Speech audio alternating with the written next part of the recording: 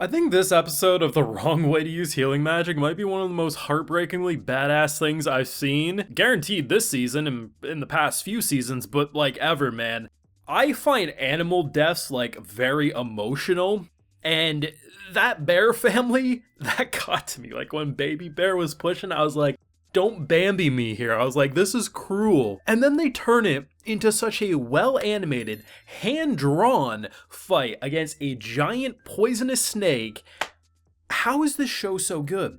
This show, the name seemed I literally thought this would be a cell phone in another world Isekai. The name didn't give me confidence, the poster didn't give me confidence, nothing about the show seemed that good. And then they give me Shield Hero with a comedy twist, but now we're starting to see how it can get a little more serious. This was without a doubt a 10 out of 10 episode, the best episode we've seen out of the three, no questions asked. It was funny, it was different, and the action was incredible, but most importantly, they did the one thing that so many of these shows forget, and that is give your damn characters a pet. And our boy adopts Baby Bear. Apparently that little bunny squirrel thing was hers, so we're chilling in the pet department. Give me episode 4, and give me a damn season 2 already. Full live reaction, though, to this wonderful episode over on my Patreon. If you would like to see my full and gut thoughts, there over there if you're interested. I mean, I knew we were going to have some fun moments because the first couple of minutes of this episode is him running away from this bear family. And I was worried, man, because I really didn't want to see that bear family die. On one hand, I'm glad that it wasn't him who killed the bear family, because once you see, it's like, yes, okay, all these animals are going to have families, but it's like, it's different when it's just a big snake or it's a big bear that you're fighting. Once you add in the mama bear and you add in the little baby bear and you see them being all snuggly together, it's like, bitch, I don't want to see this. I don't want to see him kill this family. And there's a couple of times where he's looking like a freak, man. He's like, I gotta go kill this bear. This is my test, this or that.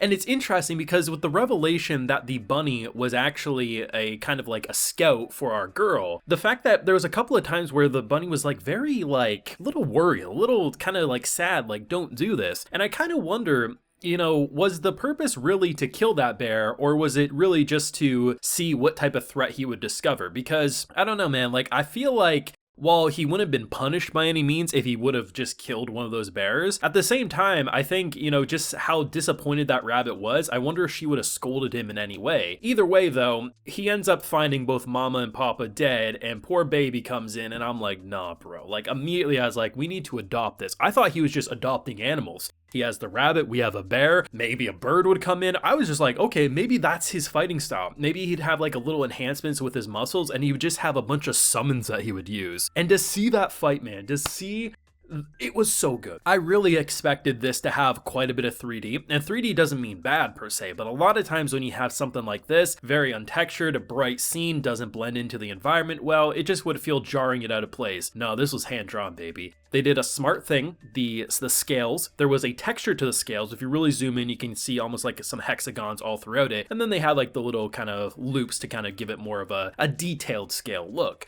But it's a very basic color palette, very basic texture, but that's a good thing because it allowed for this giant serpent to remain hand-drawn, and its venomous bites and lashes and its freakouts was so good. Like the initial, okay, let's stab the eye, and I'm like, okay, well now, okay, you lost your spear, you have your knife. He goes in through the mouth, and of course that thing's venomous. So he has to basically keep the active kind of like regeneration going so he doesn't poison himself out and die. Baby Bear comes in with the clutch kind of gnawing on the tail, and we get to see him enhance his muscles to the point that I thought he broke that thing's cranium. I thought, I was like, okay, he punched so hard that that thing has brain damage. And honestly, he came damn close to killing it.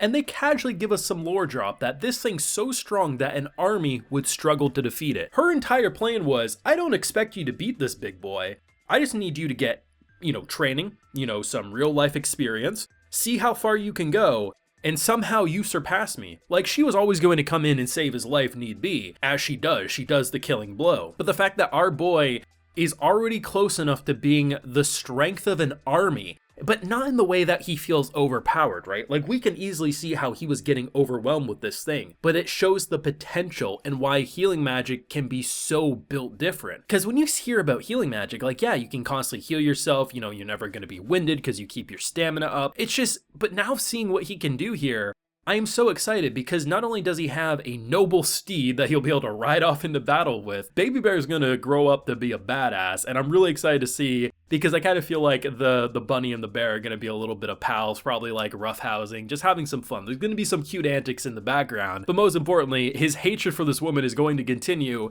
as she is without a doubt a very effective teacher. What she basically did to this boy is the equivalent of a parent throwing their kid without lifelines into the deep end of the pool. They can only swim in the shallow, they freak out, and they learn how to swim. Hers is a little more intense because it's basically a giant drop to your death, but it worked. He learned how to brace his fall, so if anything in battle does something similar, he's kind of set. I just don't get how this show turned out so good, because watching it, nothing about it feels boring. Nothing about it feels generic or this or that. But I think it's a hard sell at face value, because when you look at the characters at just static images, or you look at the name, you look at the synopsis, and you're like, okay, that's just the Isekai number 12 of the season. But it really isn't. It's funny. It has a vibe to it. It has a main character that's really, really likable. He's funny, he's different. He has a bit of an anger problem, but his anger problem comes from a genuine place, even though his issues are all his own fault because he opened his mouth when the king was trying to keep it shut so he'd have an easy life. But I mean, he secretly loves this lifestyle. There's no way he doesn't at this point. He definitely is enjoying aspects of it at the very least. But it's such a good show. It's so insanely well produced. Sometimes the background shots, I'm like, is that a Bob Ross painting? Like, what's going on? Why is the background art this good? Why are the character models so consistent? Why are the voice actors so fun? Why is the animation this good? I just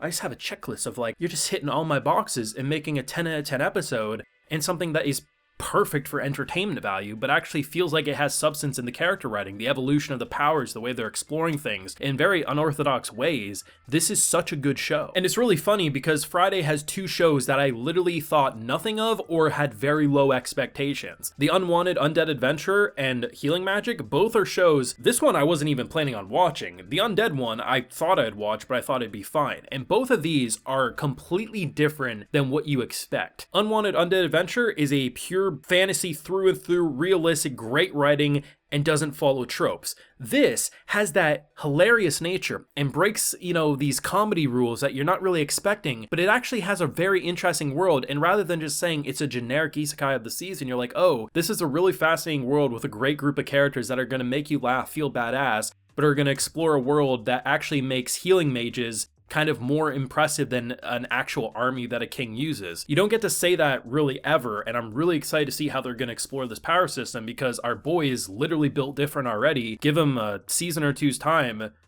Demon Lords beware. Let me know what you thought of this week's episode. I definitely thought it was the best out of the three, but let me know how you're feeling down below. Leave a like if you enjoyed, subscribe if you're around here, of course ring that bell, and like I mentioned, we had that full live reaction. And hey, while you're over on my Patreon, you also get a video shout out. As to today, we have So Logiki, Subject 3, Yoraluka, and Roria. So I appreciate the support, everyone. Please take care.